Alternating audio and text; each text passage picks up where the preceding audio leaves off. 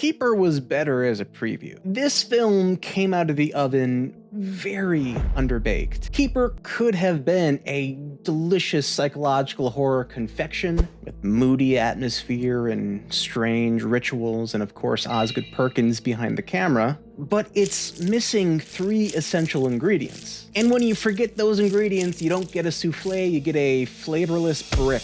Directed by Osgood Perkins, Keeper is a psychological supernatural horror about a newish couple who spend some time alone in the woods. Immediately things feel off. The woman begins emotionally unraveling. She has memories of women dying violently that she can't explain. The man becomes evasive, sneaky, and strange, and always the feeling like something is watching and waiting. On paper, this should be a tense, atmospheric, slow burn, but the film telegraphs its entire twist within like 15 minutes.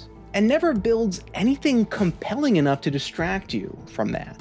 Honestly, it feels like Osgood Perkins built the veneer of a haunted house, but never put any furniture or scares in it. The first missing ingredient was a believable relationship, chemistry between the 2 leads. Tatiana Maslany, I don't know how to pronounce her last name, gave the movie everything she had. She's expressive, vulnerable, emotionally precise. She does the heavy lifting that the script kind of just forgot about doing. Her co-lead, Rossif Sutherland, does a marginally less competent job.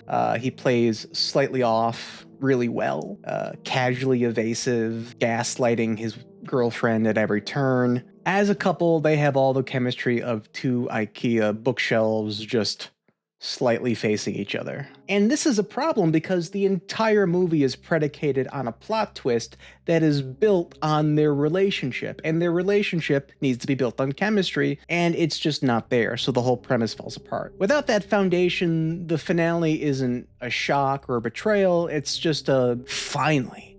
End this and roll credits. Ingredient number 1 was emotional glue, but what we got was just fumes. Ingredient number 2, basic narrative logic. Let's talk about the massive plot hole in the script. The lore of the monsters, how they came to be, and how Malcolm and his cousin or brother, whoever the hell he is, how they had long life. Malcolm doesn't understand why the keepers extend his life when he sacrifices women to them. It's kind of like a gumball machine, you know, you insert sacrifice, receive longevity. So why would he bring a woman who looks exactly like the mother of the creatures whom he murdered 200 years ago, when these creatures are fickle, unknowable forces of supernatural nature? It's like going to the IRS wearing a shirt saying, "I committed tax fraud." Like, it doesn't make sense. If the resemblance is intentional, he's an idiot.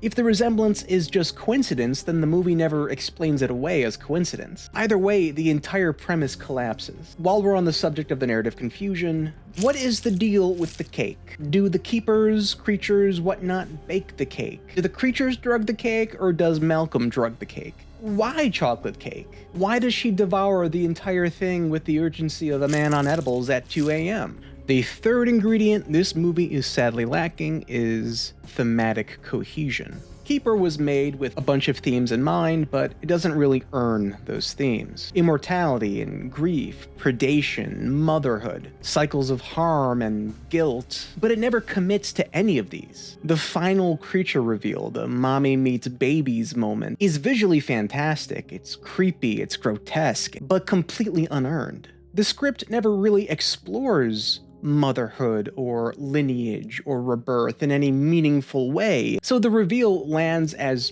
purely spectacle and with no service to the story. The movie hints at these ingredients but never actually puts them in the mixing bowl. So what actually works for me is the creature design. I thought they were fantastic.